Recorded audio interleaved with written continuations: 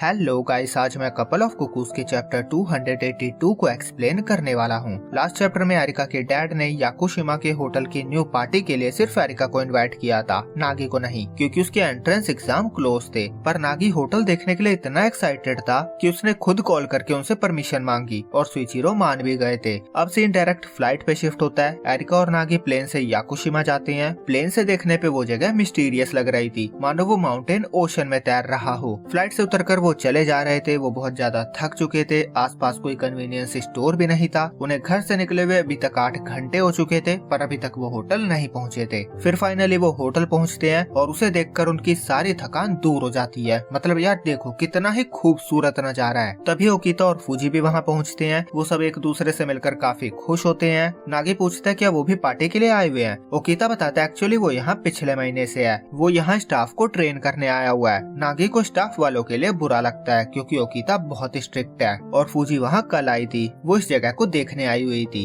Areca उनसे nebula villa वाले hotel के बारे में पूछती है। फूजी बताती है जब से वो दोनों वहाँ से गए हैं वो पूरा बुक रहता है। एरिका नागी की मुर्गियों के बारे में पूछती है। ओकिता बताता है उनकी जनसंख्या बढ़ गई है और फूजी बताती है नागी का बनाया बॉम्बू पडिंग बहुत ट्रेंड में है, इसीलिए वो बहुत बिजी रहती है और नागी अपनी मुर्गियों के लिए खुश होता है। फिर ओकिता उन्हें थोड़ा रेस्ट करने को कहता है। उसके बाद वो उन्हें उस जगह का टूर देगा। वो उन्हें होटल के एंट्रेंस में लेकर जाता है और वहाँ से वो जंगल भी देख सकते थे। नागी विंडोज के पास जाकर व्यू देखता है और उसे अपना दिया हुआ सजेशन याद आता है जो सुइचिरो ने उसे ब्लूप्रिंट दिखाकर पूछा था और उन्होंने उसका सजेशन ही अप्लाई किया है, इसीलिए वो खुश होता है। उसके बाद ओकिता उन्हें गार्डन पूल दिखाता है जो बहुत बड़ा था और वहाँ एक बहुत बड़ा पेड़ भी था जो वहाँ सदियों से था। उसे याकुशिमा का सिंबल भी माना जाता है। एरिका पूछती है क्या लगता है ये कब से यहाँ होगा। नागी कहता है शायद 2000 साल से। एरिका पेड़ को टच करती है और उसे कुछ आवाज आती है जैसे कि वो उसे हेलो कह रहा हो। ओकिता बताता है यहाँ की थीम है नेचर के साथ मिलना। गेस्ट यहाँ सिर्फ नेचर देखने ही नहीं आते, वो यहाँ की सुंदर प्रकृति के बीच रहकर खुद को रिलैक्स कर सकते हैं।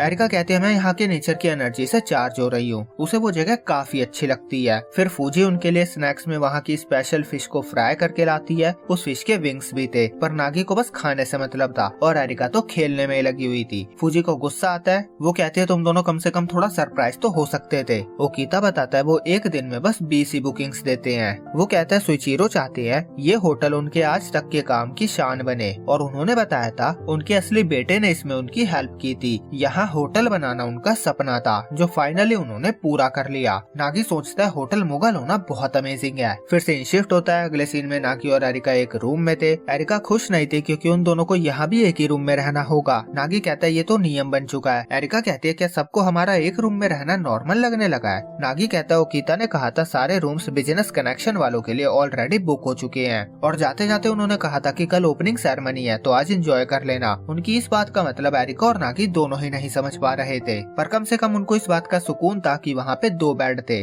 उसके बाद एरिका नहाने जाती है और वो कह के जाती है कि छुप कर देखने की कोशिश मत करना। नागी कहता है तुम तो ऐसे कह रही हो जैसे मैं छुप के हर बार देखने की कोशिश करता हूँ। फिर नागी बालकनी में जाके वहाँ का व्यू देखता है। वहाँ से ओशन बिल्कुल क्लियर दिख रहा था। वो उस नजारे को एंजॉय करता है। तभी एरिका बाहर आती है। नागी कहता है तुम तो नहा रही थी ना। एरिका कहती है मैंने अभी टब को भरने के लिए लगाया हुआ है। वो भी बालकनी में आके उसे ज्वाइन करती है और कहती है शायद ये हमारा साथ में आखिरी ट्रिप होगा। नागी थोड़ा सरप्राइज हो जाता है। एरिका कहती है क्या लगता है हम कितने दिन और साथ रह सकते हैं। डैड हम पे बस तब तक हुक्म चला सकते हैं जब तक हम हाई स्कूल में हैं। नागी कहता है तुम सही कह रही हो, हम जल्दी ही हाई स्कूल से ग्रेजुएट होने वाले हैं, तो हाँ शायद ये हमारा आखिरी ट्रिप हो सकता है। और इसका मतलब है कि अमानो उमीनो हाउस में भी हम बस 4 महीने ही रहने वाले हैं। तो बेसिकली वो 4 महीने में हाई स्कूल से पास हो जाएंगे और उसके बाद सुइचिरो उन पे अपना हुक्म नहीं जमा पाएंगे और फाइनली वो अपनी लाइफ में मूव ऑन कर जाएंगे। एरिका और नागी के हिसाब से तो उनका यही प्लान है। बाकी आगे देखते हैं क्या होगा। सीन शिफ्ट होता है। फिर हम सुइचिरो को देखते हैं। वो भी प्लेन से याकुशिमा आ रहे थे।